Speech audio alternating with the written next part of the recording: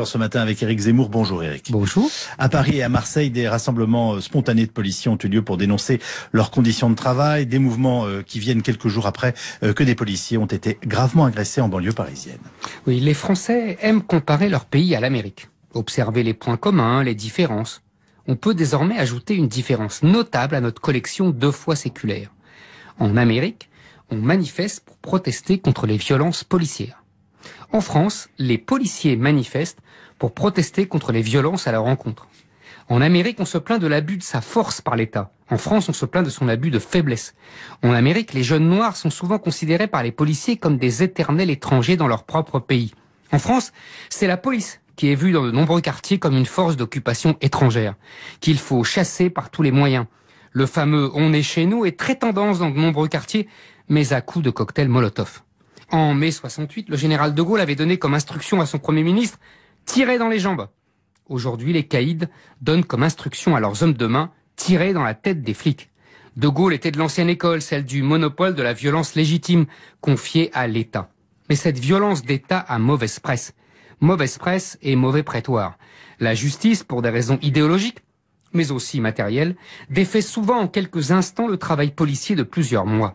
À force de délégitimer le monopole de la violence d'État, au nom de la lutte contre les discriminations, on a légitimé la violence privée, celle des bandes de caïds qui marient les intérêts économiques du trafic de drogue avec les revendications identitaires et les prescriptions religieuses. Un cocktail explosif qui redécouvre la vieille alliance du sabre et du goupillon, mais où le sabre est remplacé par la Kalachnikov et le goupillon par quelques sourates du Coran.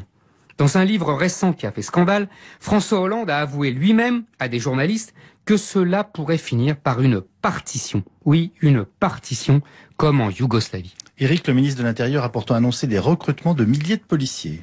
Oui, et il n'y a pas de zone de non-droit, a asséné Martial Manuel Valls. Un syndicaliste policier a mis le Premier ministre au défi de venir sans quart de CRS à la Grande Borne. Ils ont raison tous les deux.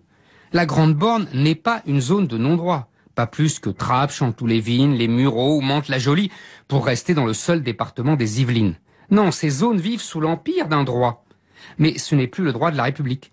L'ordre règne à la Grande Borne, mais ce n'est plus l'ordre de la France. Ce n'est pas un hasard si les professeurs sont eux aussi agressés. Ils incarnent l'État, comme les policiers, les dernières traces de la France à effacer. Dans ces quartiers, la police est un élément de désordre qu'il faut éliminer. On les élimine facilement, ils n'osent pas se défendre. En tant que militaires, les gendarmes, eux, peuvent tirer, après les sommations d'usage.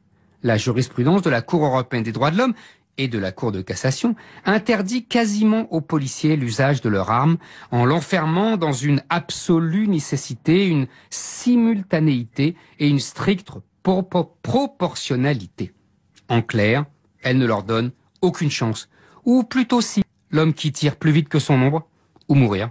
Éric Zemmour.